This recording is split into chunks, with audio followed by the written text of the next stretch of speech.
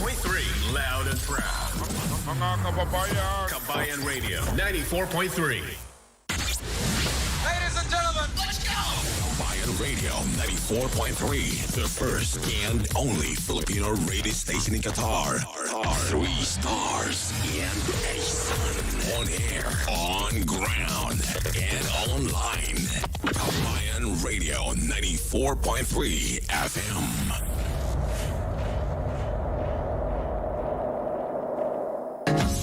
A wonderful evening, guys. You are tuned in to the first and only Filipino radio station in Qatar. This is Qabayan Radio 94.3. Today is the 28th of August 2021 and it's a Saturday. My name is Kenzo, welcoming you to another episode of Usapang Qabayan. And for today, very important ang ating episode. And in fact, we are celebrating kasi, 'di ba, ang buwan ng wika ngayong Agosto. And for this very particular episode ay we are going to celebrate ang buwan ng wika 2021, which is also supported by the Commission on Filipino Overseas, responding to the challenges of migration and development with this year's theme na Buwan ng Wikang Pambansa, Agosto 2021, Filipino at Wikang Katutubo sa dekolonisasyon ng pag-iisip ng mga Filipino. And for this particular episode, aalamin natin ano nga ba ang mga hamon na kinakaharap ng mga bata na lumaki at naninirahan sa ibang bansa, particular dito sa Qatar, para sa pagsasalita ng wika o ng pambansang wika ng Pilipinas. Paano din ba nila mapapahalagahan ang mga Pilipino or ng mga Pilipino sa ibang bansa ang pagmamahal natin sa sarili nating wika? And ano nga ba ang balagtasan or kailan ba natin huling narinig ang tula? So marami tayong makakasama ngayong gabi na ito. And we have guests na teachers from the Philippine School of Doha na si Miss Eva Roca. We also have a teacher din from PISQ or the Philippine International School Qatar na si Miss Jocelyn Garcia Fajardo. And we also have a family, a Filipino OFW family who has been here in Qatar for many years. At sila si Mr. Carlo and Miss Jen Kyoge.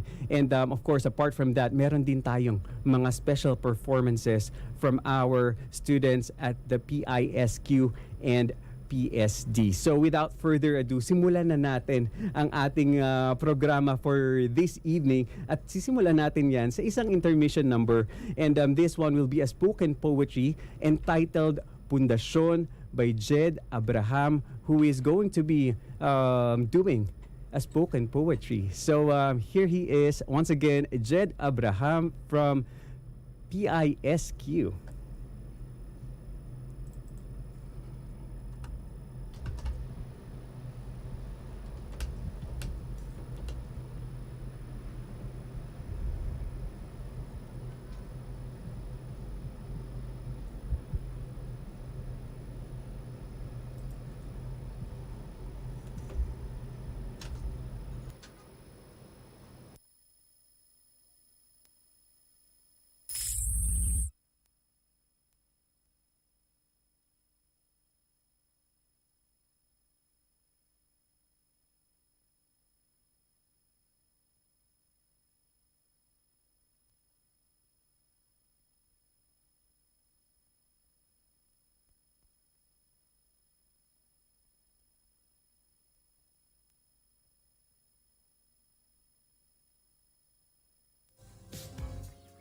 Once again, balikan natin si Mr. Jed. Maya-mayang konti lamang. But again, we are going to have a spoken poetry entitled Pundasyon from one of the PSD or PISQ students na si Jed Abraham. So here it is with the title of his spoken poetry entitled Pundasyon, Jed Abraham.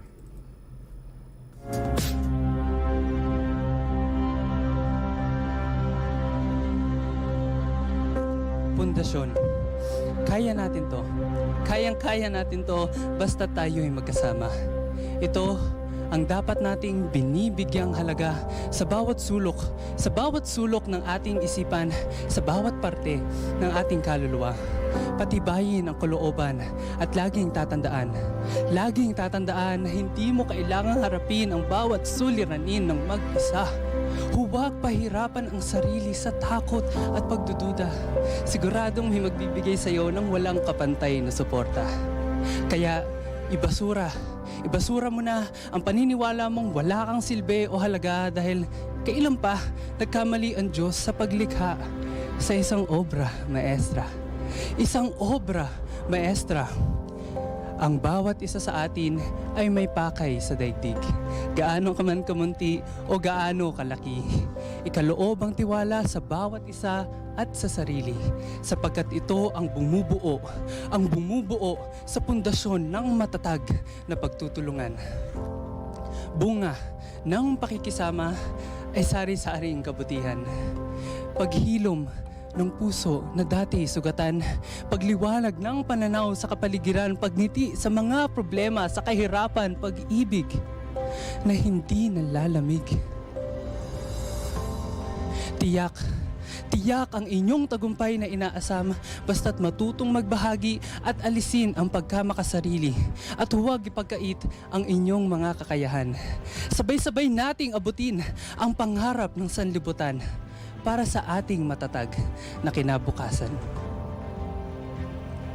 At para sa ating matatag na kinabukasan, sabay-sabay nating abutin ang pangarap ng sanlibutan. Huwag ipagkait ang inyong mga kakayahan basta't matutong magbahagi at alisin ang pagkamakasarili at tiyak ang inyong tagumpay na inaasam. Sapagkat ito ang pag-ibig na hindi nalalamig. Pagngiti sa mga problema, sa kahirapan, pagliwanag ng pananaw sa kapaligiran, paghilom ng puso na dati sugatan. Bunga ng pakikisama ay sari-saring kabutihan, sapagkat ito ang bumubuo sa pundasyon ng matatag na pagtutulungan, ikaloob ang tiwala sa bawat isa at sa sarili. Gaano ka man kamunti o gaano kalaki, ang bawat isa sa atin ay may pakay sa daigdig. Kailan pa nagkamali ang Diyos sa paglikha sa isang obra maestra? Kaya ibasura mo na ang paniniwala mong wala kang silbi o halaga dahil sigurado ako na may magbibigay sa iyo ng walang kapantay na suporta. Huwag pahirapan ang sarili sa takot at pagdududa. Hindi mo kailangang harapin ang bawat suliranin ng mag-isa. Patibayin ang kalooban at laging tatandaan na sa bawat sulok ng inyong isipan, sa bawat parte ng inyong kaluluwa, ito ang dapat nating binibigyang halaga. Kaya natin to. Kaya natin to. Kayang-kaya natin to. Basta tayo'y magkasama.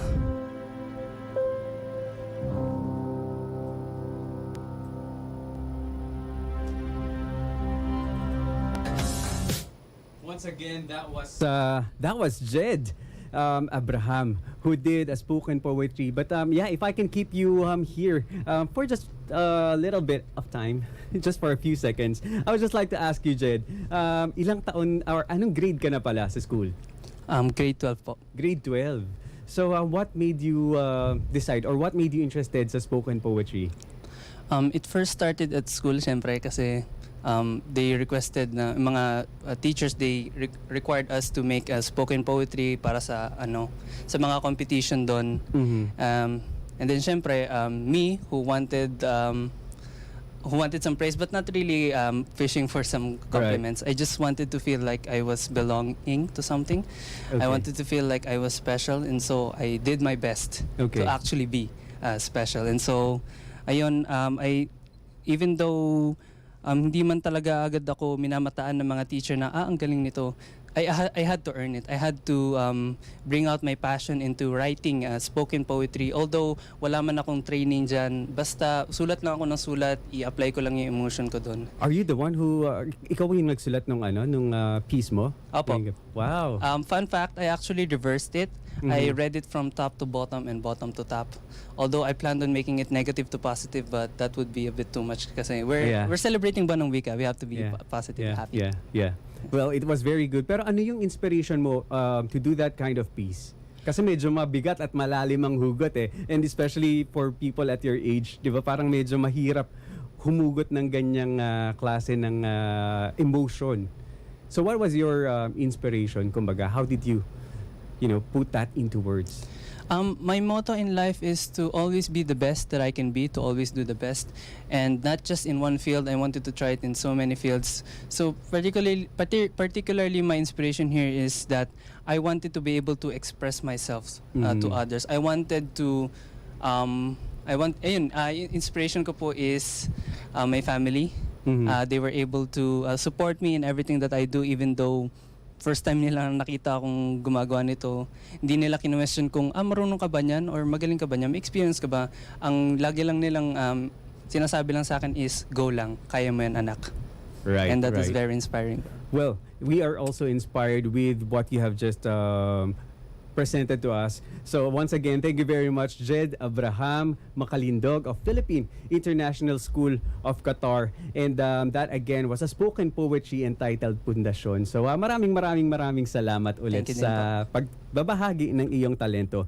And since medyo napainit na natin agad ang gabi with that intermission number, ang ating makakasama na makakausap ngayong gabi ay isang OFW family. They have been here for many years now, and they are a couple with 2 kids. And makakasama natin ngayong gabi si Mr. Carlo Crisanto and Jennifer Kyoge, who has been together since 2002. They met during their college days, and they've been married for 13 years. And they are blessed with 2 wonderful kids na si Samia Caitlin, who is 13 years old, and Carl Christian, who is 7 years old. Carlo is an ambulance paramedic, and he is also a nurse, while Jen is an IT graduate from who is working as an admin staff. Both are working for Hamad Medical Corporation. So once again, maraming salamat po sa pagsama niyo sa amin dito sa Qabayan Radio 94.3. Welcome po. Good evening po. Thank you for having us. Yes. I would just like to ask, gaano na po kayo katagal ulit dito sa Qatar?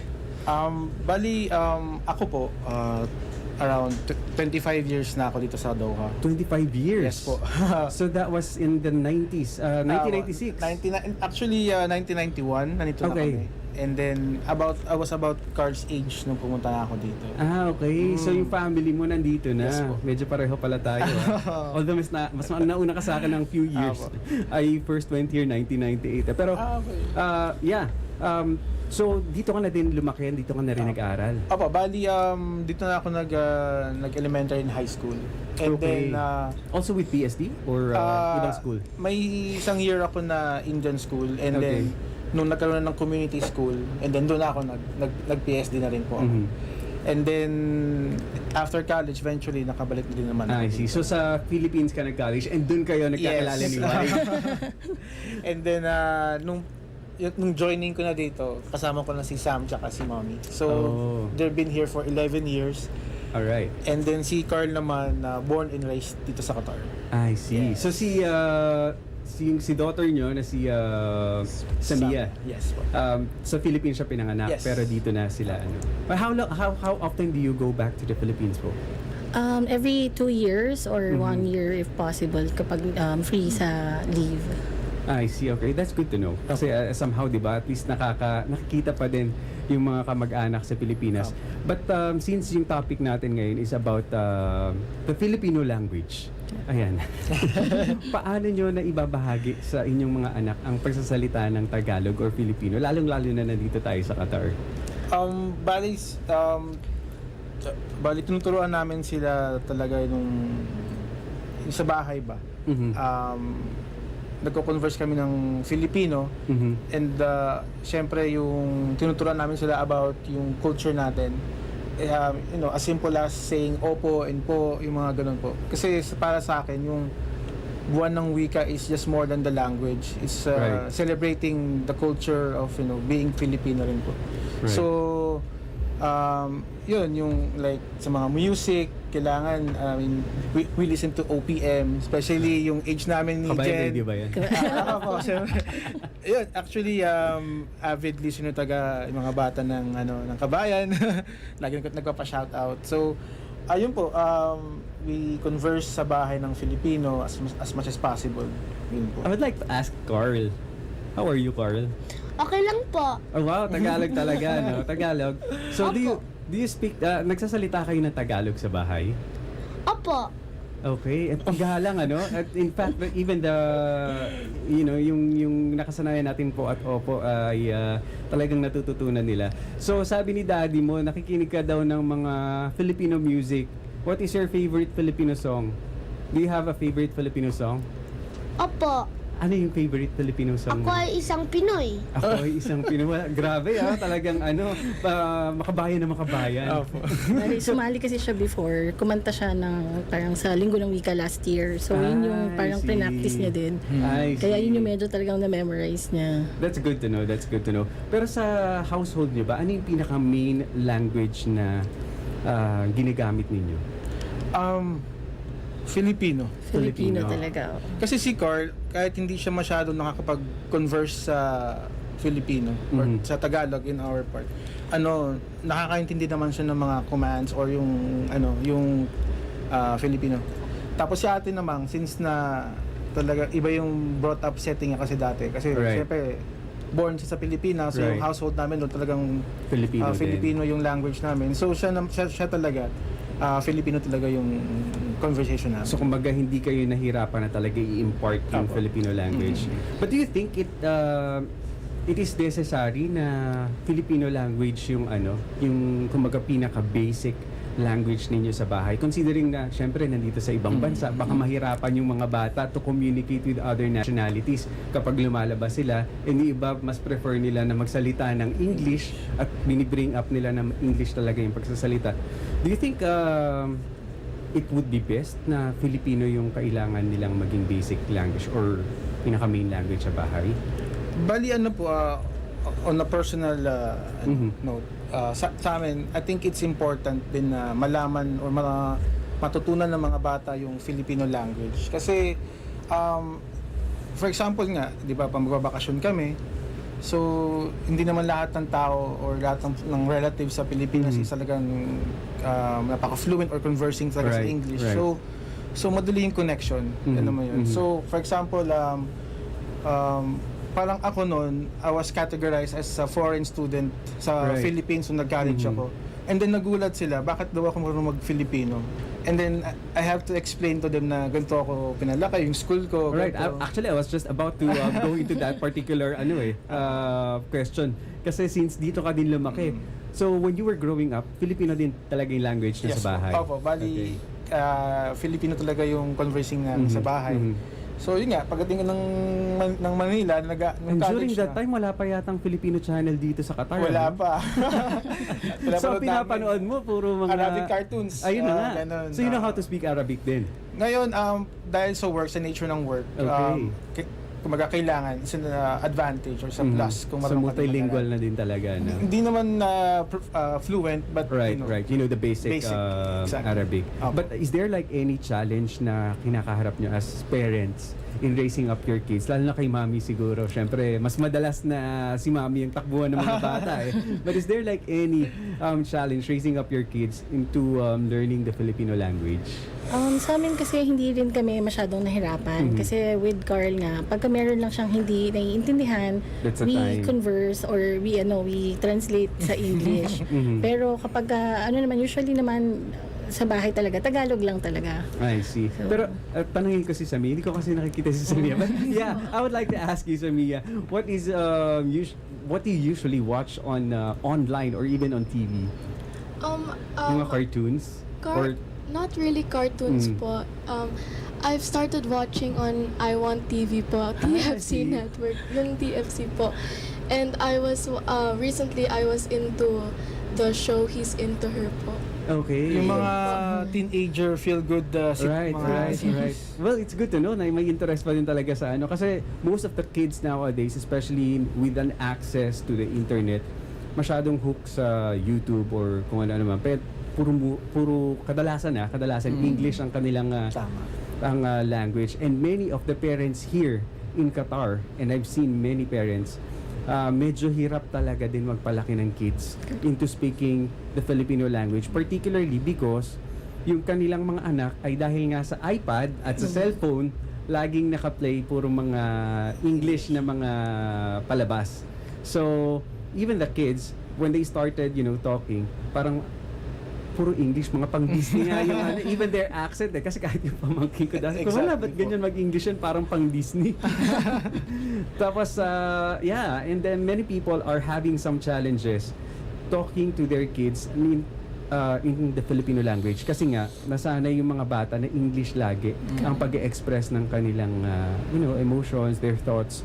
So, do you think that it is also something that has to do with the parents encouraging the kids into to speaking in Filipino, and just in case yung mga bata hindi talaga nila preferred din yung Filipino language kasi may mga batang ganun kapag kinausap mo ng Tagalog hindi sumasagot, kailangan English. Ano po yung suggestion niyo sa mga magulang na nagpapalaki ng mga bata?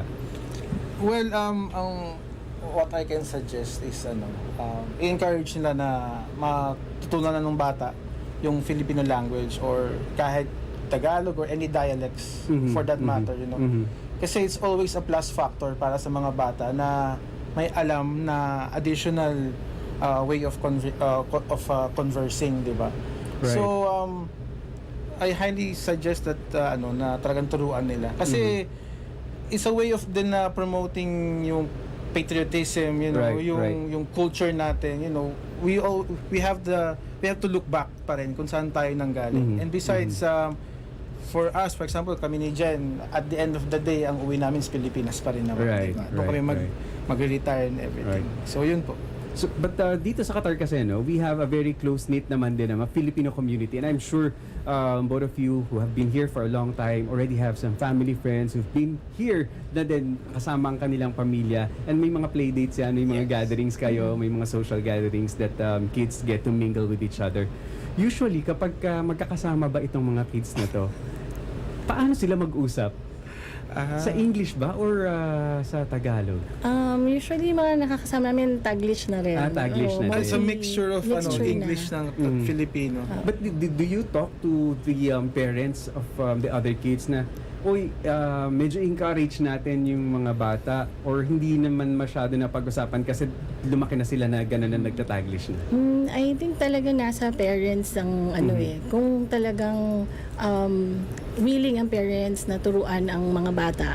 So talagang matututunan ng kids. Katulad nga ng sabi ni Carlo, at the end of the day, uwi kami ng Pilipinas. Right. Kawawa sila kapag umuwi, tapos nag-English sila, then yung kalaro nila, hindi sila maintindihan. Ang dahil ko narinig na ganyan. Ganon. Kasi ang hirap kasi parang may makakilala kami, umuwi ng Pinas, hindi siya maka-join doon sa game kasi hindi niya maintindihan yung paano yung mechanics ng game. Alright. So, yun yung parang nakatanga lang siya. So, parang sabi ko, ayokong mangyari sa anak ko yun.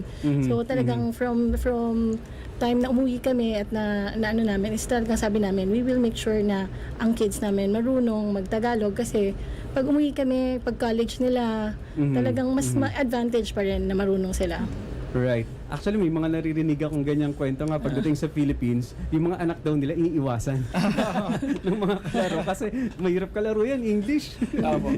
Especially, di ba, ngayong time na yung mga hindi ka sure kung baka mamaya anytime mapauwi ka ng Pilipinas, yung mga ganun ba? So, yung mga bata, importante na ready sila pag uwi sa Pilipinas. Carl, when was the last time you were in the Philippines? You remember? I think it was last year po. Last year. Christmas. Christmas. 2019. Yes, Opo. Okay, did you enjoy it with your cousins, with some of your friends in the Philippines? Opo. Actually, nag-birthday po ako doon po sa Philippines. Doon ka nag-birthday. Ilang taon ka nun nung nag-birthday ka? 6 po. 6. And marami kang naging kalaro doon? Opo. Nag-enjoy ka? Opo. Pero paano kayo nag-uusap ng friends mo doon? Sa Tagalog? Or English? Halo? Halo po. Halo, English at Tagalog. That's good to know. And nakakatawa din si Carlo, no? Kasi Actually, kahit kinakausap ko siya ng English, nagtatagalog siya, which is actually good kasi he knows that ang topic natin ngayon ay magsasalita ng Tagalog. Ako pa yung biglang napahisip at ba yung English yung bata. Actually po, nakakatuwa silang pakinggan pag nagtatagalog or Filipino kasi yung accent ba nila. Right, So parang sa mga magulang sa amin, kami, parang natutuwa kami, proud kami pag nagtatagalog sila. Ganun po.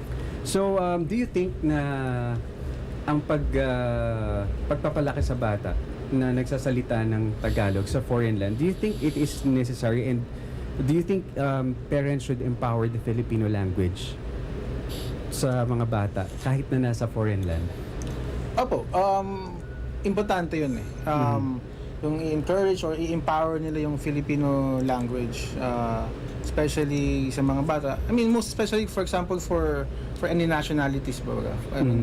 I mean, at least kung uuwi sila or pupunta ng Philippines ba, yung trust or yung rapport sa kanila will be easily built, kumbaga, di ba? So, just like, any foreigners sa Pilipinas, di ba? Kapag nagtatagalog sila, na-amaze tayo. And they can easily win our hearts. So, parang ganun din po, na dapat yung mga bata kailangan ma-empower yung Filipino language. Dito ba sa Qatar, they go to a Filipino school or international, sang school ba sila? Filipino school? Apo, sa PSD din po sila. Okay.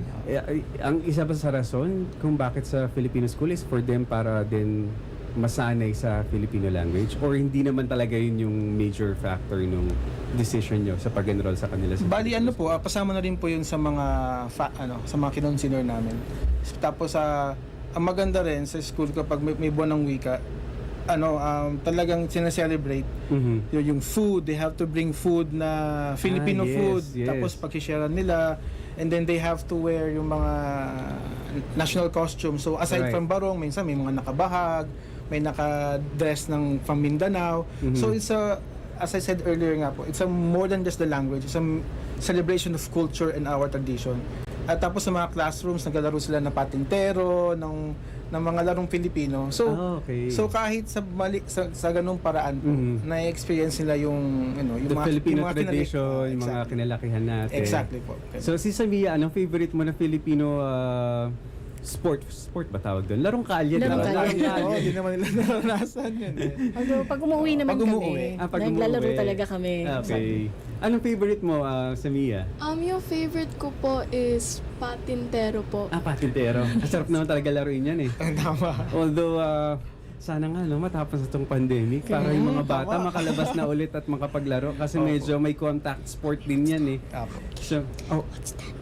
Carl, what are you saying, Carl? I'm asking something to my mom. Okay. What Yung is the sport game? ba yan? Ano yung favorite sport mo na Filipino? Yung larong kalye. The one that you do on the streets when you are in the Philippines. Tagu-taguan or Tagu-taguan. Tagu-taguan. Okay, you play that with your cousins. Opo. Okay, that's good to know. At natututo silang 'di ba?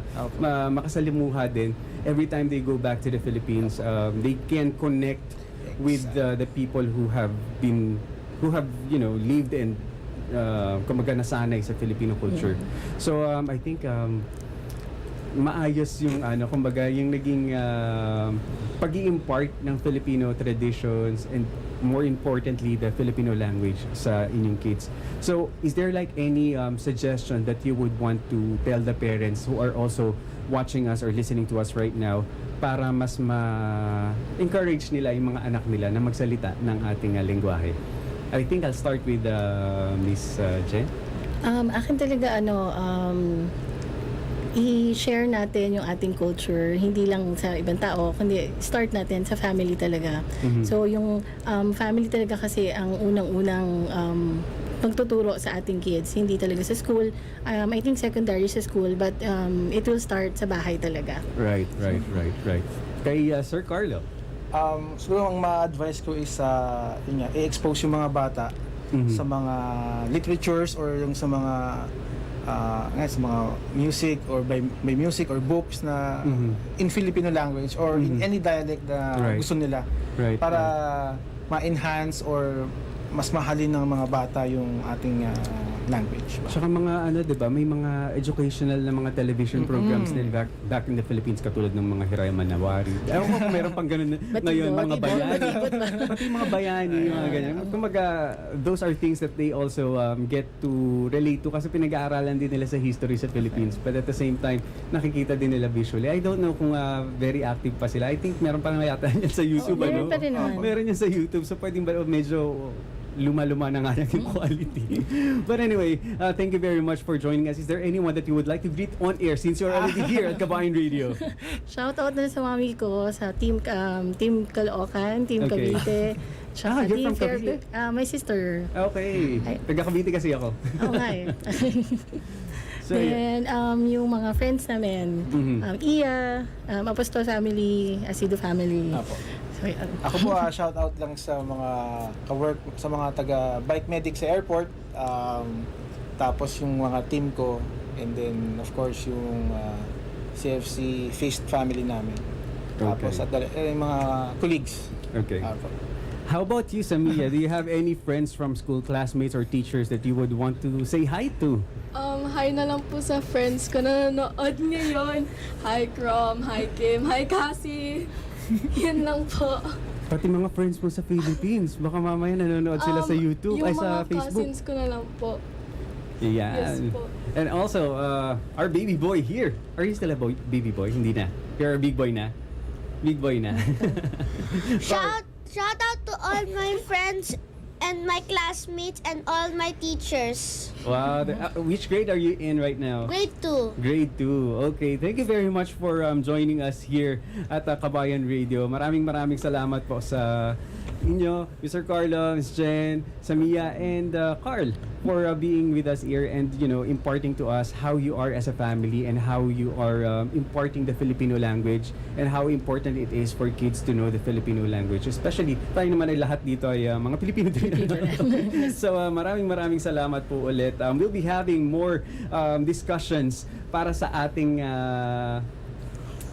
topic ngayong araw na ito kung saan ang pinag-uusapan natin ay ang pagsasalita ng Filipino language, and particularly it's because of the month of August kung saan nagse-celebrate tayo ng buwan ng wika. And since nagkaroon na din tayo ng ng discussion with some family members. A little later, kakausapin naman natin ang mga teachers from Philippine School of Doha and from PISQ who will be, you know, giving us some information paano nga ba na nila pinapahalagahan at paano nila ini-impart ang pagsasalita ng Filipino sa kanilang mga estudyante. But before we do that, we do have another intermission number. This one is a spoken poetry entitled Tatlong Tala sa Bansang Banyaga, and this will be performed by 3 students, namely Joy Ann de la Cruz, John Benedict Bambalan, and Ivana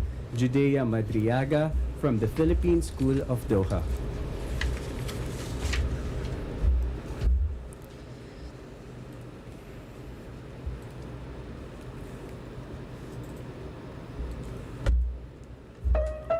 Mga kababayan!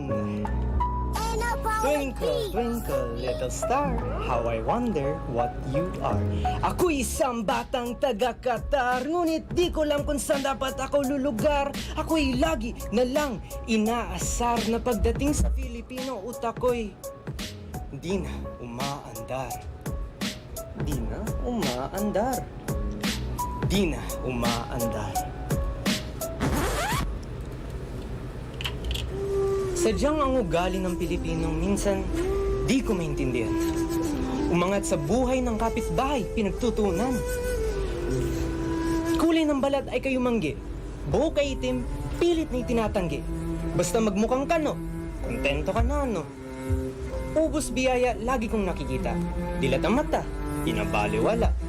Sariling atin kinukutya, produkto ng tate, pinagmamalaki, pati na rin ang kanilang lingwahe. Tuwing uuwi sa Pinas ay kinakabahan. Pakikipag-usap sa kaanak ay iniiwasan.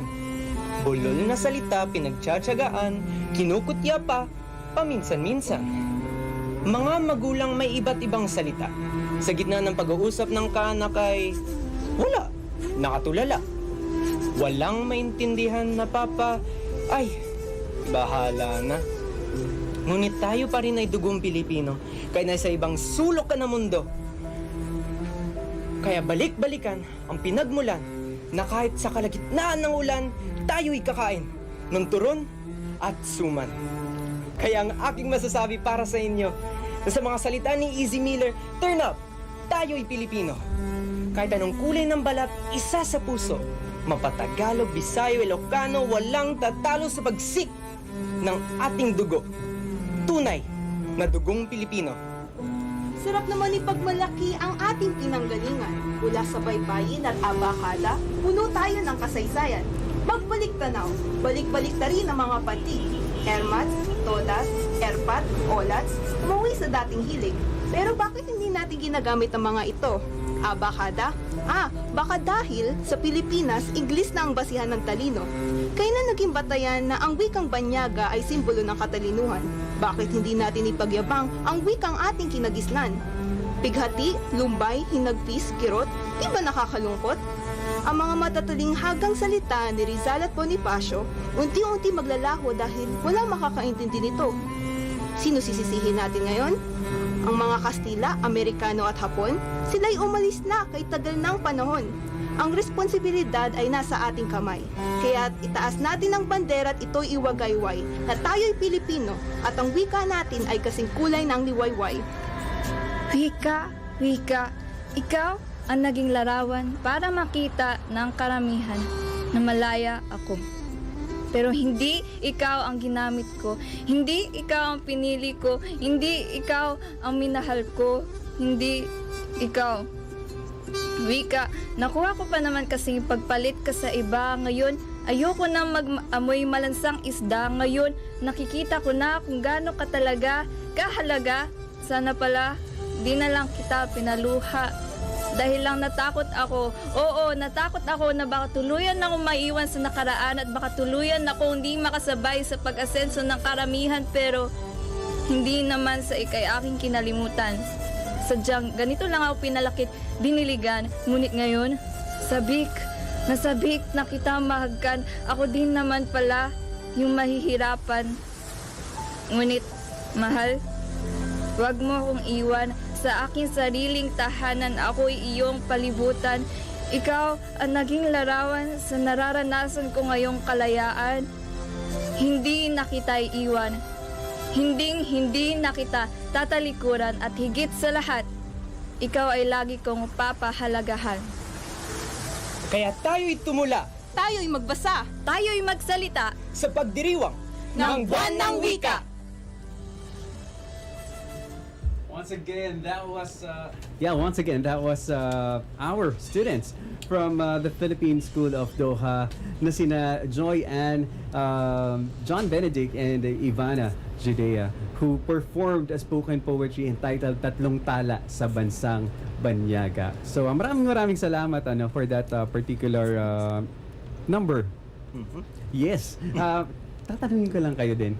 Konting interview before we, before we have the other guests with us. Magkakaklase ba kayong tatlo? Hindi po. Hindi. Ako lang po yung nahiwalay. Okay. Kaklase po kami. So si Bene and si Joy, magkaklase. Apa.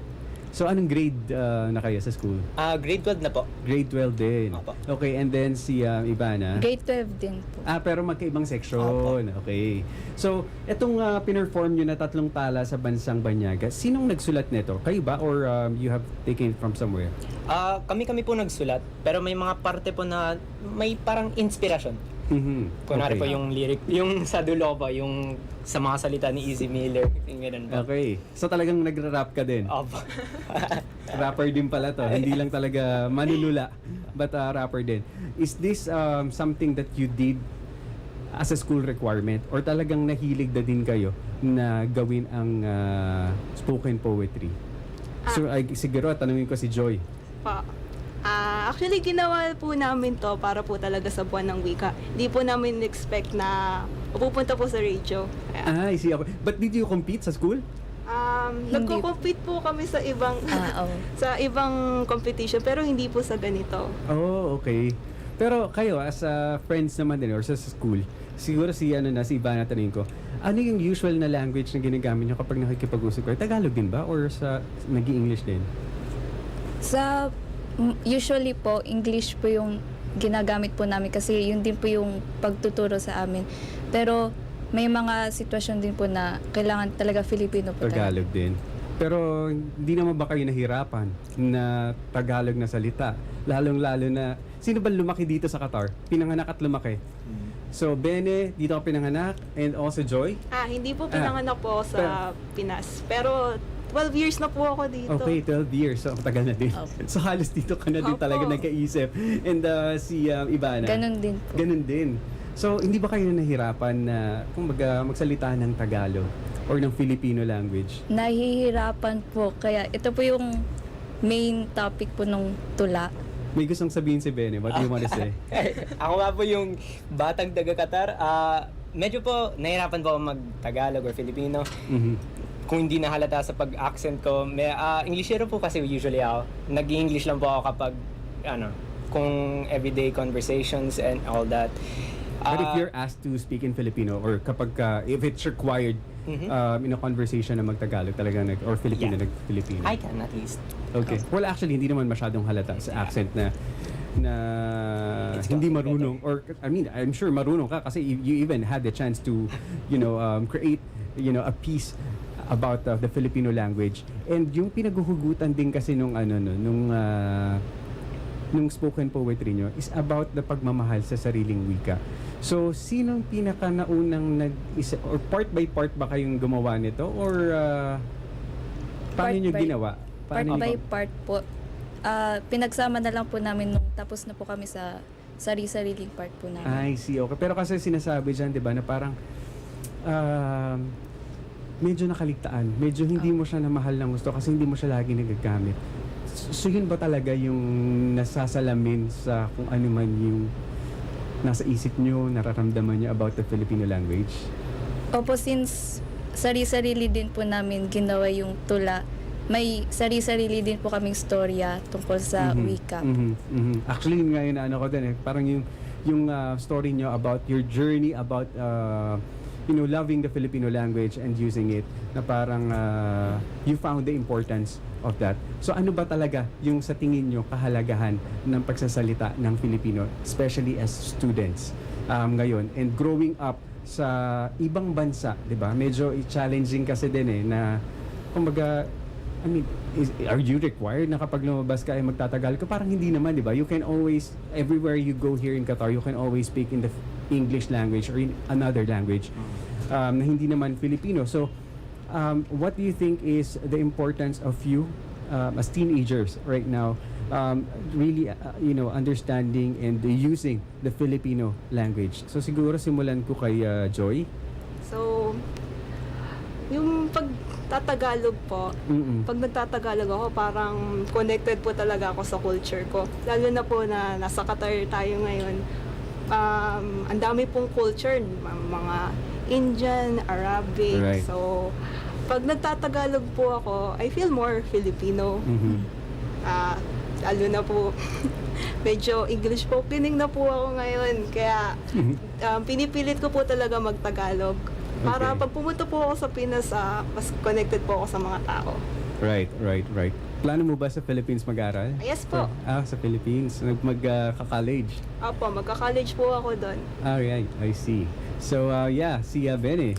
Yes. Feeling mo ba mas cool kapag ka nag-English or kapag nag-Tagalog? Or it doesn't matter? Medyo nakakahiya mag-Tagalog kasi nga, yun nga, although it's gotten better, medyo nandyan pa rin yung accent, Like, so minsan mag-Konyo speak ako, mag-Taglish kasi speaking full Tagalog, it's very hard. I'm gonna be laughed at, It's very weird or most people say it's very weird when they hear me speak in Filipino. But when you go back to the Philippines for vacation with your family, do you have a hard time, speaking with your friends there, your cousins, or... A bit. Yeah, usually it's the usual stereotype na nosebleed naman ako dyan. It's the usual Hindi stereotype. naman kayo iniiwan ng mga kalaro? Hindi naman. We get along well. But then, sometimes it's a bit hard to talk with one another, especially when they're like using their own dialect, Ilonggo or Filipino. I see. But it seems like now, you've been saying na parang you try to really improve on your Filipino language. Why is it that you have had you had that particular mindset that okay, I'm going to improve my Filipino language skills? Bakit? Well, one, it's because of our identity. Tayo'y Pilipino. Sa mga salita ni Easy Miller. But like, yeah, besides that, well, there's this big sense in ourselves na we want to fit in. And Right. where I belong is where I'm from. Right. Philippines, right?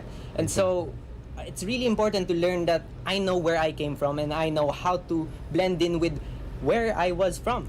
It's just part of human nature at this point, Right, but yeah. right. That's good to know that you are starting to go back to your roots, diba? Especially as teenagers, very important yan. And yeah, kaya Ivana. Para sa akin naman po yung Filipino po, kagaya ng sinabi ni Bene, ito ba yung pagkakakilanlan po natin kahit na hindi siya masyadong nagagamit sa ibang bansa, ganun. Ito yung nagsiset apart sa amin as Filipinos. At may isang linya po sa part ko. Ikaw ang naging larawan sa nararanasan ko ngayong kalayaan. Yung wika natin, yun yung parang nagsisimula talaga sa kalayaan natin bilang mga Pilipino. Why do you say so na parang kapag ka nagsasalita ka ng Filipino ay nagiging malaya ka din? Why do you say that na parang malaya ka kapag ka nagpipilipino ka? Di ba po sa kasaysayan po natin bilang Pilipino, marami po tayong pinagdaanan, marami tayong naranasan na nagiging colonized po tayo sa ibang mga bansa. So, yung sarili po natin na atin talaga. I see, okay. So, what you're saying is that once alam mo kung ano yung ikaw, yung identity mo, then you are free because you get to express yourself. You get to love yourself more and you get to share more with others at mas malaya ka din. Absolutely. So yes, maraming salamat again to our students from the Philippine School of Doha. Is there anyone that you would want to greet on air since nandito na rin kayo? Joy. Meron pa actually. Yes. Multiple people in organization. First po, I would like to thank Sir Edro kasi lagi pong project namin radio jockey. Tapos lagi ko pumasok po ako dito, siya po yung una nga sa isip ko. And second po, I would like to thank the link. Ano po siya? Journalism organization po siya ng Philippine School Doha. Okay. And it has really inspired me to make this actually. Kasi may competition rin po kami sa link about a poem about buwan ng wika. Alright. How about you, Benny? Grabe, daming sinabi. I'd like to thank my family. Nandyan lang si mama, si tatay, si Jam. Very supportive, ano? Yes, my sister and then my cousin. They're just right there. And then I'd like to give you guys a shout out. Thank you that you drove me here. And yeah, I'm here performing. Thanks. How about your friends? Oh, yeah, I forgot. And thanks to my friends. Thanks for all the support, the moral boosts. I had a fun time like speaking with you all. Like, thank you, telling me how cringy some lines were or how good some lines were. Thank you for your support. They were really good. Yeah. Well, you all did good. Lastly, Ivana. Shout out to my mother, my father, my sister, and Tigger, my cat. Oh, okay. Happy birthday, Caitlin. Happy 18th. At saka sa mga kaibigan dyan, party yan. Mamaya nandyan kami. Tsaka Yes. kay Ellie din na sumama sa akin ngayon. All right. Thank you very much once again for joining us here at Qabayan Radio for this particular performance. Then you did really good, guys. And nakakatawa yung piece na ginawa nyo. Again, that was Joy Ann, John Benedict, and Ivana Judea who performed tatlong tala sa bansang Banyaga from the Philippine School of Doha. So kaway-kaway na kayo dyan. And again, maraming salamat for joining us. That was really entertaining and nakakatuwa kausap ang mga kabataan, no? Kasi talagang nakikita mo how raw their reactions are, how raw their thoughts are. And I'm just inspired na nakikita ang mga kabataan natin who are really trying to, really have that in them na matutunan din ang lengguwahe na Filipino and even the thoughts that they are having na kapag marunong tayo ng Filipino language that also makes us free. And again, that's something that we don't usually get to hear from our students nowadays. But yeah, total naman at buwan ng wika ngayon ay nakakatuwa na nakikita na pinapahalagahan ng mga kabataan ang ating Filipino language. And of course, for our last two guests sa gabi na ito, makakausap natin ang mga Filipino teachers from PISQ and from the Philippine School of Doha. So, joining us for this evening is Ms. Jocelyn Garcia Fajardo. Siya ay isang guro ng Filipino mula sa Philippine International School, Qatar. 50 taong gulang na mula sa Bulacan at may 2 anak. Nagtapos ng kolehiyo sa Pamantasan ng lungsod ng Maynila at nakapagturo sa Lourdes School of Quezon City sa Philippines at ng 17 taon at kasalukuyan ay nasa Qatar at nagtuturo ng Filipino sa Senior High School ng Philippine International School, Qatar. Ilan sa mga nakamit or naisakatuparan niya ay ang mga sumusunod. Pangulo siya ng isamahan ng mga kawani ng kaguruan ng PISQ, tagapagsanay sa pagsusulat ng sanaysay sa Filipino, ng mga piling mag-aaral na kalahok sa patimpalak ng Order of the Knights of Rizal sa Bahrain, tagapagsanay ng balibol ng mga guro at mag-aaral sa PISQ, Winner Circle Awardee, Performance Awardee, tagapagsalita ng Modern Modalities in Teaching Filipino, a review facilitator, Special Professional Licensure Examinations or SPLE 2011, and review in General Education subject in Filipino organized by AFEQ. And he is also a review facilitator in Filipino para sa mga mag-aaral ng senior high school patungong kolehiyo, among many others. Again, joining us is Ms. Jocelyn Garcia Fajardo. Magandang gabi po. Magandang gabi po. Yes. Maraming salamat po sa pagsama sa amin. And also joining us as well for tonight is former teacher in the University of St. La Salle for 17 years from 1992 to 2007, a trainer and a coach of essay writing and declamation. When she first came here to PSD, it was in 2007 as a junior high school Filipino teacher until 2016. She is also a Battle of the Brains and on-the-spot essay writing in Filipino coach for Order of the Knights of Rizal, as well as the focal person of the said organization for 7 years from 2007 to 2013. And for 4 consecutive years in her leadership, she garnered the perpetual trophy for being an overall champion among overseas schools in the Middle East. She has a Master of Arts in Secondary Education, major in Filipino, which she received in 2013, and currently she is in her 14th year of teaching Filipino and fundamentals of accountancy, business, and management, one in the senior high school department of the Philippine School in Doha. Thank you very much for joining us, Miss Eva Roca. Maraming salamat din po sa pag-iimbita. Yes. Maraming salamat po sa pagsama sa amin ngayong gabi na ito. And yeah, ang pinag-uusapan natin, di ba, about the Filipino language. So, matanong ko lang po ulit, ilang years na po kayo ulit dito sa Qatar? Bali po, magla-13 na po. 13 na po, Miss Jocelyn, right? Okay. Pero kasama niyo po ba dito ang pamilya ninyo? Hindi po. Nasa Pilipinas Nasa po Pilipinas sila. po sila. Okay. Si Miss Eva naman po, ilang years na po kayo dito? 14 po. 14. So matagal-tagal na din, ano? Kasama niyo po yung family niyo dito sa Wala Qatar? po akong pamilya. Wala pa. Sorry. Single pa pala. Binibini po ako. Binibini. Pero naghahanap na po ba? Naghahanap po ba? Hindi naman po. Hindi. Naghihintay lang, ano? Parang katulad ka din, naghihintay din. So, May darating po. yes, may darating yan. Maniwala lang daw, may darating yan. Pero how often do you usually go back sa Pilipinas po? Tuwing bakasyon ba ng school? Bali po, sa akin po kasi, taon-taon, dahil napangako nga po sa mga anak ko na uwi ako sa kanila. Pero dahil po sa nangyaring pandemya, so medyo natatagalan, naantala po yung pagpunta natin sa ating bansa.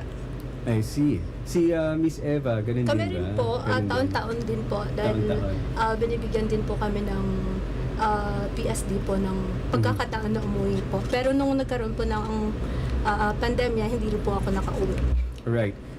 Since pinag-uusapan natin ngayon, buwan ng wika, kayo mga bilang guro ng Filipino, bakit nyo naisip na ito ang gagawin kong karera sa buhay, ito ang gagawin kong advokasya, ang magturo ng Filipino language.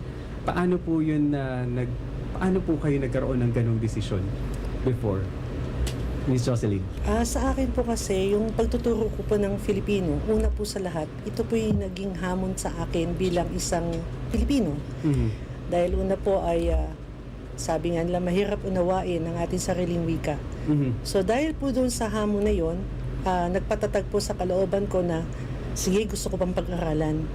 At habang ako nag-aaral ng aking masters, at sabi ko, yung aking natutunan, nais ko din bahagi sa aking mga estudyante upang lalo nilang mahalin ang ating sariling wika.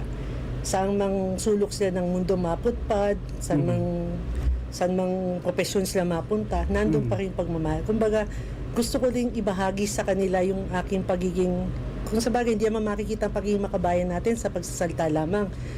Kundi, nais ko lang mahalin pa nila ang ating wika dahil napakaganda ng wikang Filipino. Paano nyo na po nasabi na napakaganda ng wikang Filipino? Sapagkat sabi nga natin, tayo ay merong, hindi ako nagkakamali, Ma'am Eva, 154 na dialekto sa Pilipinas. At ang 154 na dialekto na yun ay medyo unti-unti nang namamatay. So sabi ko, isang hamon ito bilang guro ng Filipino na pagtibayin at lalo pang panatilihin sa mga mag-aaral ang pagmamahal sa wika natin. Right. Miss Eva, kayo po, ano po yung naging rason o motivation ninyo? Bakit pagtuturo ng Filipino language ang inyong naisipan na gawing karera? Una-una po, hindi po talaga ako guro. Una po, nag-aral po ako bilang komersyo, accountancy. Tapos po, hindi ko po siya natapos dahil umuwi po ako sa Manila po kasi ako nag-aral, umuwi po ako ng probinsya dahil nagkasakit po ako. Tapos hindi na po ako pinabalik ng ate ko. Tapos po, nung nasa Bacolod na po ako, ang nangyari po ay nag-enroll po ako sa isang universidad. At pagkatapos po nun, dahil meron po akong guro nung high school at nung elementarya, na kung saan ang gurong iyon ay naging idolo ko po siya sa pagsasalita ng Tagalog o kaya ng Filipino. Kaya po, doon ko po nakuha yung inspirasyon ko para po pag-aralan ang Filipino bilang isang asignatura. At hindi lang po yun sa pag-aaral ng asignatura ng Filipino, kundi pagtibayin pa po lalo ang pagmamahal po sa wika at sa bansa. Alright, pag-uusapan po natin yan ulit, but we will just go on a very short break and right after that, of course, pag-uusapan pa natin ang paano nga ba maging isang guro ng Filipino. So we'll be back we'll be back to you right after this prayer. And keep listening. To the first and only Filipino radio station in Qatar. Qabayan Radio 94.3. Allahu Akbar, Allahu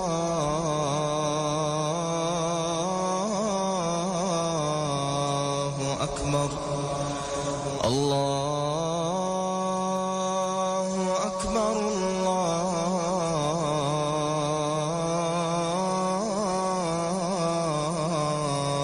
Akbar. Ashhadu an la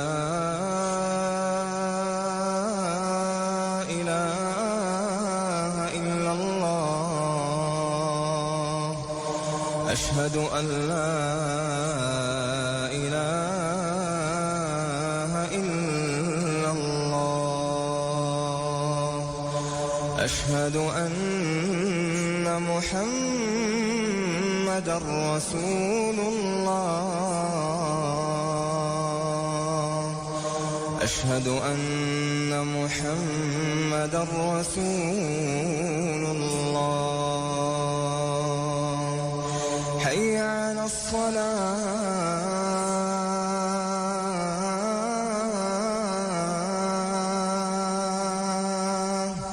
حي على الصلاة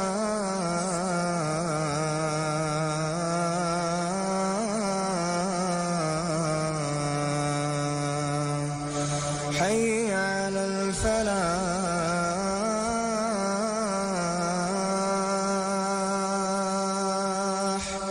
حي الفلاح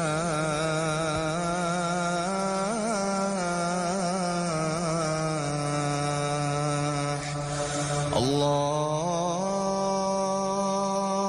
أكبر الله أكبر لا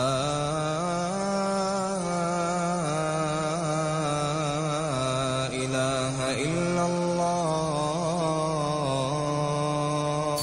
Welcome. A truly jamming weekend is happening right now. Welcome to the weekend. Weekend. The first and the only Filipino radio station in Qatar. Qabayan Radio 94.3. Are you ready? Sound check. Broadcasting in digital. Broadcasting from the heart of Doha, Qatar. In digital. You're listening to the first and only Filipino radio station in Qatar. playing all the hits all the time. The best mix of the music you want to hear. Qabayan Radio 94.3. Yes, you're tuned into Qabayan Radio 94.3 for another episode of Usapang Qabayan. And para sa episode nga natin ngayong gabi na ito, ay pinag-uusapan natin ang Filipino language o wikang Pilipino in accordance or in celebration na din para sa buwan ng wika ngayong Agosto. And joining us again for our discussion this evening are teachers from the Philippine School of Doha and the Philippine International School of Qatar na sina Miss Eva Roca and Miss Jocelyn Garcia Fajardo.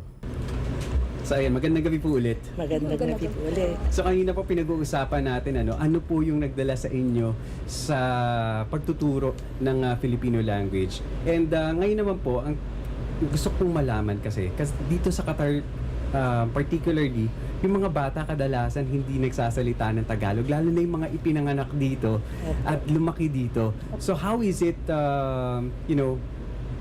teaching Filipino sa mga students dito sa Qatar? Miss Jocelyn? Sa totoo lang po, katulad na sabi ko mga po kanina, isang hamon to, lalo na yung mga kabataan na sinilang dito sa Qatar. Ngayon, bilang isang guro po, nag-iisip po ako ng mga iba't ibang estratehiya kung paano po matututo ang mga bata sa wika. So, sa bawat edad po, meron pong karampatang estratehiya na ginagawa po ako sa mga bata. Una po, halimbawa po, dahil hindi nga po sila marunong magsalita ng Filipino, may mga pagkakataon po na binibigyan po sila ng laya na magsulat ng mga salita na alam nila, na nadidinig nila.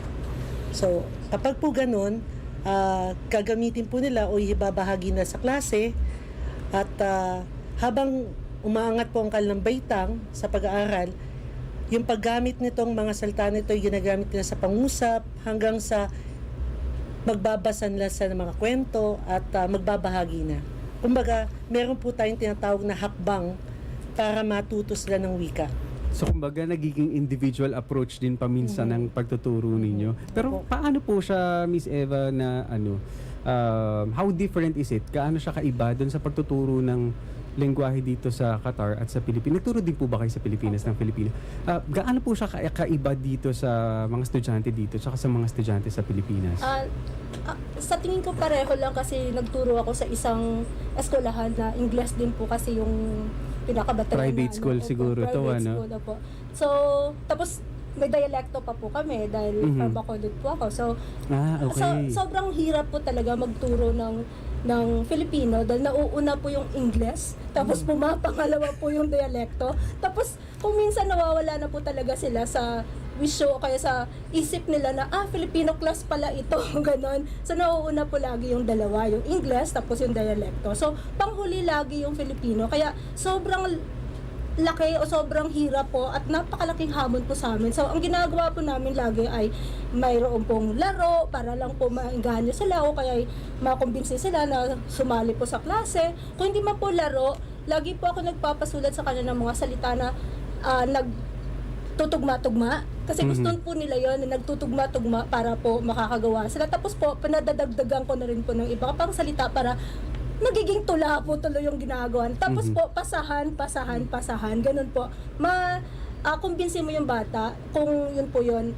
Kung baga mahimok mo na silang makapagsalita, makipag-usap sa'yo pagka ganun po yung mangyayari. At least yung atake nyo po medyo interactive at may kasamang laro. Kasi naalala ko nung bata ako, sa school naman namin, yung pagsasalita naman ng English ang magbabayad ka tuwing magsasalita ka ng Tagalog. May gumagawa po ba ng ganun dito? Kapag nagsalita naman ng English, bibigyan ka ng fine kapag ka-Filipino subject. Wala pa. Parang mas okay. Kaya lang po, we don't may dagdag ko lang po. Kapag po naman sa klase namin, hinihikayat po namin mga bata na kapag Filipino, dapat at nararapat lang gamitin lang yung wika natin. Kasi may mga pagkakataon, mga bata, pag pinahayaan po natin ito na magsalita ng wikang Ingles at hindi natin napupuna agad, nagiging kagawian na nila hanggang sa lumaon na lumaon, hindi natin naiibsan yung problema nila sa wikang Filipino. Bagkus na dadagdagan pa. Pero sa tingin niyo po, bakit mas mahirap para sa mga bata ang magsalita ng Filipino kumpara sa English? Sa yung mga kabataan ngayon. Una-una po, sa bahay po kasi, yun na po yung salita nila. English, lalo na po yung dito na po na ipinanganak po. So, hindi po sila nagsasalita sa bahay ng Filipino, lalo pa kung ang mga magulang ay meron pang dialekto, mas nauna din po yung mother tongue. Yun po yung isa pa po doon. So, ang naririnig po ng bata ay ang mother tongue. So, malalaman lang nila ang pagsasalita po ng wikang Filipino pag nasa eskwelahan na po sila. Pero, kahit po sa klase, kahit sabihin man natin na kailangan sa klase, himukin natin yung mga bata. Pero nauuna pa rin po yung English. Sinasabi ko lagi, ay, mag-Filipino po tayo. Ganun din po yan. Tsaka yung sa po, siguro isa ding impluensya nito, yung mga kabataan mismo na nakapaligid sa kanila. Tama. Sapagkat kung ang kabataan na nakapaligid sa kanila ay nasa wikang Ingles kung magsalita, kahit na anong pursige ng estudyante na magsalita ng wikang Filipino, siya ay napapwersa na magsalita ng wikang Ingles para maging maka-fit in. Dahil sasabihin, pag sinabing Filipino, nagsalita ka ng Filipino, sasabihin ng kapwa nila, kabarkada nila, ay, baduy naman yan, ganito. So, hindi cool na gano'n. Nagkakaroon tayo ng tinatawag na peer pressure. So, kahit na sabihin natin na, sige, inganyohin mo yung mga klase magsalita, may mga bata talaga na minsan nakikimiin na lang, nananahimik na lang kasi ayaw nilang matudyo, ayaw nilang matukso ng kapwa nilang kaklase. So ito na po yung pinag-uusapan natin, mga challenges na kinakaharap natin kung paano sila na matuto magsalita ng Filipino. Una, nabanggit natin sa bahay mismo. Pangalawa, sa peer pressure. Ano pa po yung mga ibang challenges na meron tayo sa pagtuturo ng Filipino language sa ating mga kabataan? Naging passive po kasi yung mga bata. Pagka po Filipino class, ano po ibig sabihin ng pagiging passive? Pagka po may ibinatok kang tanong, wala pong sasagot sa inyo. Para pong kausap mo ay wala. So parang ganun po yan. So ulit-ulitin mo po yon. Tapos kung hindi mo tatawagin yung bata, kailangang magtawag ka talaga. Dahil pag hindi ka nagtawag, wala ka talagang kausap. Lalo ito po pag online. Ay, oo nga. Medyo challenging pala lalo na yun. Pag online po talaga, nagtanong ka ng isang, halimbawa, katatapos mo walang na. nagtataas po ng kamay. Bila na lang mag-off cam. Or may mga pagkakataon na, siguro nahihiya din sila. Kaya isa ring problema, yung mga bata mismo, yung hindi sila nahihikayat ba. At siguro din po, yung oportunidad, dahil po sila ay nasa bansang Qatar, kakulangan din po ng materyales na mababasa na sa wikang Filipino. Sapagkat kung ating po mapupuna, na medyo nakatutok po ang bansang Qatar sa wikang Ingles. So, pagdating po sa mga materyales na babasahin ng mga bata, medyo limitado po. So, ito po ay bumabagtas sa tinatawag natin oportunidad ng mga bata. So kahit nagustuhin nila, nagkakaroon lang sila ng pagkakataon na matuto kapag nauwi sila ng Pilipinas. Doon sila nakapagbasa. Pero sana, mas marami pang pelikulang Filipino na mapapanood ng mga bata. Para na sa ganun paraan, mas mapapaibayo pa nila ang pagsasalta ng wikang Filipino.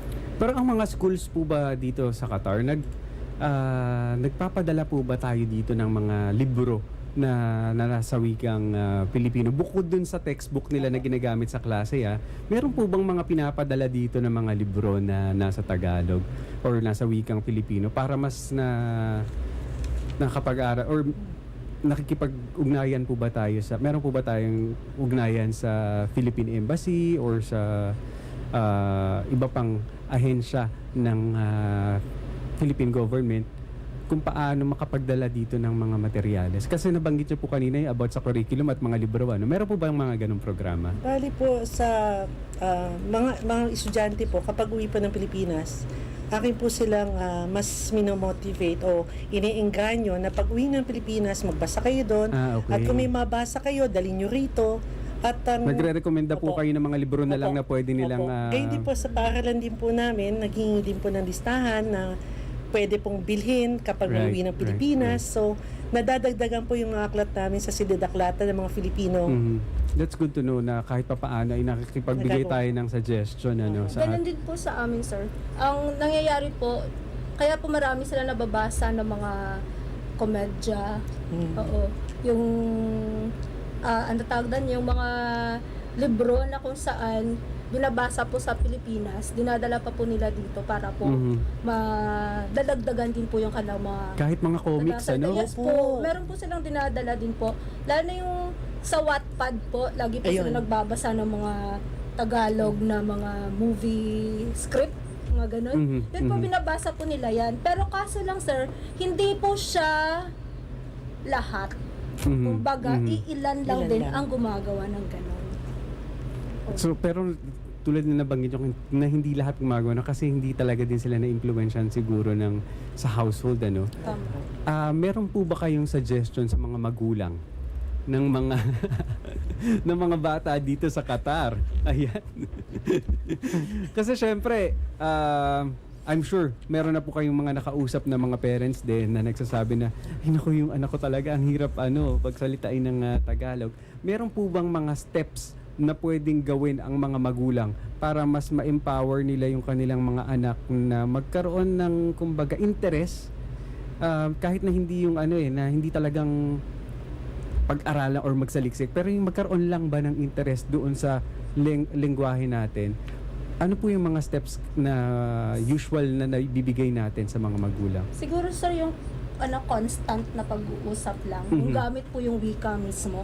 Yung para hindi lang po makaligtaan ng bata o makalimutan ng bata na siya po ay isang Pilipino, na kailangan niya rin pong ipagmalaki yung bansa sa pamamagitan po ng kanyang pagsasalita. Dahil isa pong pagkakakilanlan po ng ating bansa yung pagsasalita ng sariling wika. So sana po mismo galing sa bahay po, yung mga magulang, wala naman pong masama. Sinasabi ko po laging sa mga bata na wala pong masama na mag-i-Ingles, pero wag po nating kaligtaan at wag po nating kalimutan ang sarili po nating wika. Dahil ito po yung dugo pong nananalaytay sa atin at diba, yung dugo ano po sa atin, nananalaytay po sa atin ay Pilipino. So dapat po ipagbuni po din natin yung ating wika. Ganun din po ba yung suggestions usually? Ang ko nga po sa mga bata, subukan nyo magbasa harap ng salamin para makikita nyo kung paano nyo binabasa at paano nyo sinasalita yung mga wikang Filipino, yung mga salitang Filipino. Dahil pag nakita nila kung paano at ito'y nasanay nila, lalo pang mapapag-iba yung wikang Filipino. At higit sa lahat, mas maganda siguro kung imbis na punahin ang bata sa kanilang pinigkas na wika o wikang Filipino, purihin o kung hindi man purihin, tanungin. Anong masasabi mo? Bakit mo ito nasabi? Ganito. Magkaroon ng interaksyon sa magulang at sa bata. Kasi kung isa sa alang-alang lang lahat sa aming mga guro, ang pagkatuto ng bata sa wikang Filipino, sa aking palagay, kakulangan sa oras. Dahil mas matagal na nakakasama ang kanilang mga anak. Tapos yung Filipino subject, ilang minuto lang yan, diba? Ilang minuto po ba? 50 minutes. 50 minutes, hindi pa umabot isang oras, ano? Tapos po, 3 araw lang po yun. 3 araw lang sa isang linggo. So talagang kailangang bukod sa eskwelahan ay matutunan nila yung lengguwahe sa ibang... pero sa tingin niyo po, ano po yung magandang motivation na bakit kailangan matutunan ng mga kabataan yung Filipino language, lalong-lalo na yung lumaki at pinanganak naman dito sa Qatar. Kasi iisipin ng iba, or baka kahit yung mga magulang, ito din yung argument nila, na dito naman sa Qatar, kahit anong gawin natin ay paglabas natin, English ang pakikipag-usap nila. Kapag lalipat sila sa ibang bansa, English pa din. Kapag umuwi sila ng Pilipinas, kahit hindi sila marunong mag-Tagalog, ay maiintindihan sila ng kahit sino man dahil kahit lahat halos sa Pilipinas marunong mag-English. So, ano pa ang rason bakit kailangang pag-aralan ng husto? Baka pwede namang yung kahit mga kaunting words lang ng Pilipino ay pwede nang matutunan. Sa akin po talaga, narapat lang po talagang matutunan. Unang-una, Filipino po sila eh. Kahit bali-balik ta rin mo man po ang mundo, Pilipino pa rin po sila. Kahit po sila nandito sa Qatar, darating po ang pagkakataon, uwi at uwi din tayo sa bansa natin. Kahit sabihin natin ang ating tinatawag na medium ng komunikasyon ay nasa wikang Ingles, nandun pa rin, sabi nga ni Ma'am Eva, nananalaytay sa ating dugo ang pagka-Pilipino. At isa itong pagkakakilanlan na tayo Pilipino dahil tayo nagsasalita ang ating sariling wika. Nabanggit niyo po yung medium, na madalas English, kasi sa atin sa opisina, kahit sa eskwelahan, lahat ng mga libro nasa salitang English. Sa tingin po ba natin may kinalaman ang kumbaga pag-address din ng gobyerno or ng mga namumuno sa edukasyon natin kung bakit hindi rin ganun ka-interesado yung mga bata sa English ngayon? Kasi hindi natin siya talaga na-empower ng husto. Unlike, kasi katulad dito sa Qatar, kapag nag-uusap sila, mga government officials, kapag may mga press conference or important meetings, lahat ng mga libro nasusulat lagi sa Arabic. So, sa tingin po ba natin ang Pilipinas ay hindi na-empower din yung Filipino language or hindi natin masyadong nabigyan ng kahalagahan? Siguro po dahil nagiging common ground kasi natin ang wikang Ingles. Dahil sabi nga natin, ang dami kasi nating dialects sa Philippines. Dahil sa pananakop sabi nga, doon nga po sa tema ng ating pinagdiriwang ngayon, para dekolonisasyon. Kumbaga, unti-unti na namamatay ang wika, ang ating mga katutubong wika, nakakalimutan na natin. So siguro po kaya po ito hindi nabibigyan pansin, yung wikang Filipino, dahil nga po dun sa kaisipan ng mga ilang tao na common ground po kasi at common language po talaga is English nga po. Pero ngayon po kasi since nababanggit natin pagtuturo ng English ng Filipino din sa mga kabataan at ang mga kabataan hindi masyadong ganun ka interesado.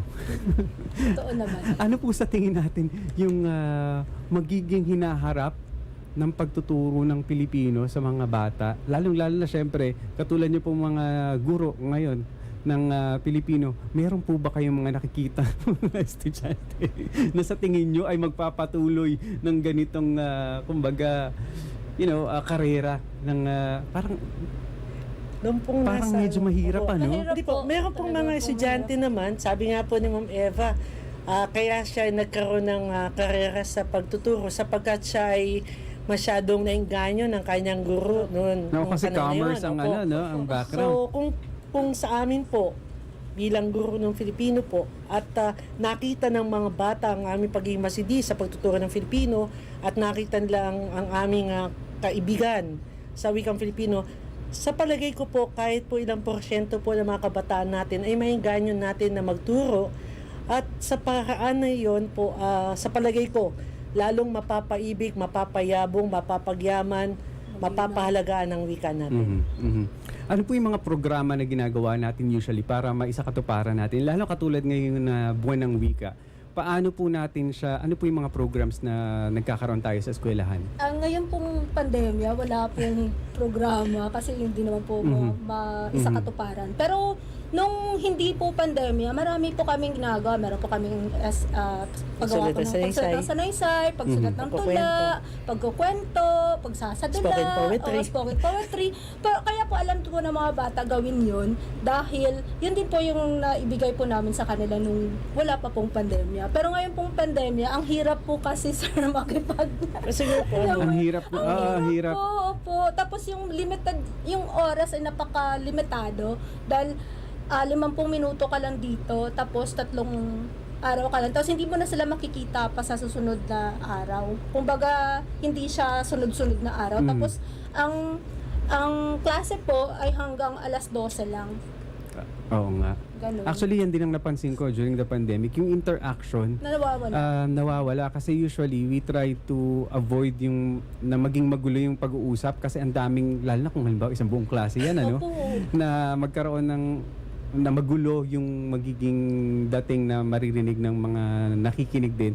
So ang nangyayari is magbibigay ka na lang ng suggestion, magtuturo ka lang, pero yung makikipag-usap ka individually parang medyo nagiging mahirap at marami pa ding pipindot-pindot. Saka tapos yung oportunidad na yung oportunidad na makalahok sila sa mga ganong klaseng programa. Sana na may patula, may ganon. Hindi mo na alam tuloy kung sino yung kukuhanin mo. Kasi o sino ang sasali dahil wala kang basehan, wala kang batayan kung sino sa kanila ang magaling sa ganito. Dahil po, pagtapos po ng online, wala po kaagad, di ba ma'am? Off ka agad kasi screen break ka lang. Right. Pero, paano po nyo minomotivate yung mga estudyante na pag-aralan pa din, kumbaga, ang ating salitang Pilipino? Lagi ko po sinasabi sa kanila na kailangan talagang pag-aralan dahil ito po yung sumasalamin po ng ating pagkatao bilang Pilipino. Higit sa lahat po, ito din po yung wikang Filipino din po ang humubog po sa atin. May ano po ba? Meron po bang koneksyon ang pagkakaroon ng yung pagsasalita natin ng Filipino sa ating kultura mismo, sa ating traditions? Kasi kung iisipin ng iba, pwede naman kung maintindihan ang kultura ng Pilipino or ang tradition ng Pilipino na hindi ko kailangang gamitin ang pagsasalita ng Filipino. Meron po bang direct relationship ang traditions and culture of the Filipinos sa pagsasalita din ng Filipino language? Ang wika po kasi ang wika ay kakambal ng ating kultura. Sinasabi nga po natin, ang wika ay hininga natin.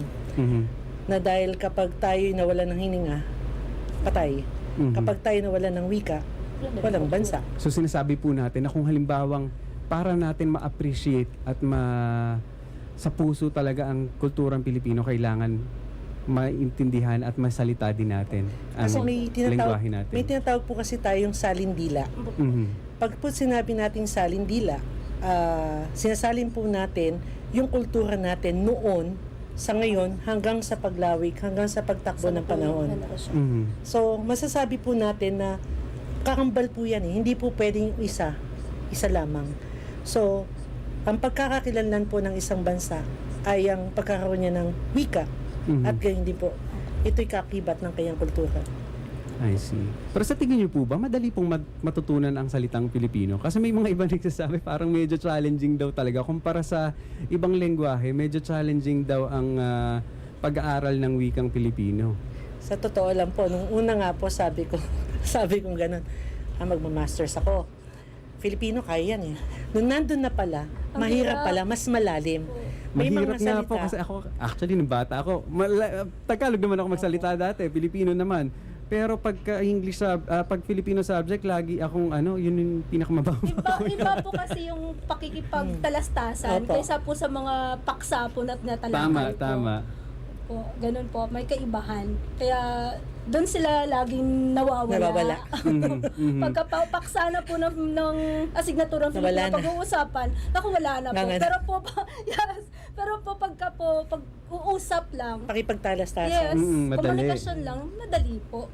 Parang katulad siguro sa ibang lahi din, kapag Amerikano, kaya nila makapag-usap ng English, pero pagka yung English subject na, hirap din sila dun sa mga tamang grammar, yung sa pag-place ng mga tamang words. Paano po mas magandang ma-practice ang pagsasalita ng wikang Filipino? Pagbasa, pakipagtalastasan, pakikilahok sa anumang programa, pakikipag-ugnayan sa kapwa, sa kaklase. At higit po, panonood siguro ng palabas na nasa wikang Filipino. Ano po mga palabas ang madalas natin na nire-recommenda sa mga estudyante? Meron na po kasi mapanood? documentary kadalasan eh. Para sa Teleserye. Mga teleserye, ano? Kasi medyo nakaka-relate naman din. Kasi usually Dahil yung mga nakabataan. kasi yung mga pinapalabas naman din sa mga teleserye, ayun yung mga nangyayari sa buhay natin ngayon. I mean, medyo exaggerated of course sa mga teleserye, pero kumbaga yung mga topics na natatouch doon, mas madaling makarelate, ano. So, before we end the program, I would just like to ask, meron po ba kayong mga suggestions sa mga estudyante muna para mas lalo nilang ma-appreciate at matutunan ang wikang Pilipino? I guess I'll start off with Ma'am Eva. Unang-una po, lagi ko po sinasabi sa kanila na wala pong magpapatuloy po ng ating wika kung hindi po natin gagamitin. Dahil ang paggamit po lagi ng wika, parati po paggamit ng wika ay makakatulong po sa pagpapaunlad po ng ating salita. O magkakaroon po tayo ng matatag na pundasyon sa paggamit po ng mga salita sa pagkikipag-usap po sa kapwa. At higit sa lahat po, ito po yung sinasabing ating pong pagkakakilanlan o kung minsan, sa pagsasalita rin po, paggamit po ng wika, nagiging ningas po ito, o nag-aalab po yung iyong puso, lalo po pong mamahalin ang iyong sariling wika kapag ginagamit mo siya parati. Right. Sa mga magulang po, meron po ba kayong suggestion? Sabi ko nga Let's take this opportunity to not only na ma-encourage ang ating mga kabataan na magsalita ng Filipino, kundi pati mga magulang din, ano, na maibahagi nila sa kanilang mga anak ang pagsasalita ng wika natin. Kanina nga po, napag-usapan namin Mr. Kyogi po doon na naniniwala po talaga ako na ang wikang Filipino hindi siya mawawala kung unang-una sa tahanan po magsisimula. Dahil ang mga bata po ay hanggang 3 taon, 4 na taon sa tahanan po talaga yan. So hindi naman po siguro mawawala o makalimutan ang wikang Filipino kung mismo po tayo mga magulang ay kinakausap po natin ang ating mga anak sa wikang Filipino. Would you encourage yung mga magulang po na magkaroon sa isang linggo na siguro kahit 1 o 2 araw na Filipino only day? Meron po kasi akong estudyante na dati sa Pilipinas na meron silang fine pagka po nagsasalita sila ng Nakakatulong po yung ganun? Opo. Okay, that's good to know. Si Ma'am Jocelyn, kayo po, ano po yung mga suggestion nyo sa mga kabataan or how you would want to motivate, the kids nowadays, and how are you bringing this up to the parents naman din? What are the suggestions that you can give them para mas mapaigting natin ang pagsasalita ng wikang Pilipino? Sa mga bataan po, marahil nais ko lang sabihin sa kanila, balikan nila yung kasaysayan ng wika natin. Dahil pag nalaman nila yung kasaysayan ng wika natin, dun lalo nilang mapapamahal ang wika natin na talagang pinaglaban pa ng mga bayani bago tayo magkaroon ng sariling wika. At higit sa lahat, gamitin nila sa pakipagtalastasan, pakipagpalitan ng kuro-kuro o kung ano man sa kanilang mga kaibigan. Sa mga magulang naman, siguro magkaroon lang po tayong panghikayat sa mga anak natin. Sabi nga natin, nagsisimula po sa bahay, hindi naman po natin inaalis yung pagkatutunan ng ibang wika. Pero mas maganda po sana kung sa bahay pa lang masimulan na. Right. Para nang sa ganun, pagdating po sa paaralan, sa amin naman pong pahagi, sa aming mga guro, ay pagtitibayan, pag-ibayuhin naman po namin yung aming abokasya para po sa pagsasalita ng wikang Filipino po. Right.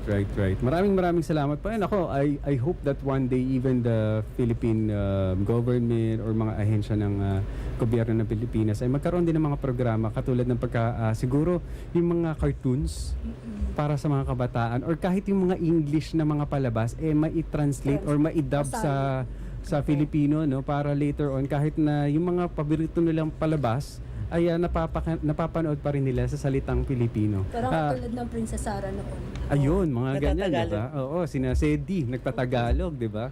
So I do hope that, let's all hope that we can get to that particular point.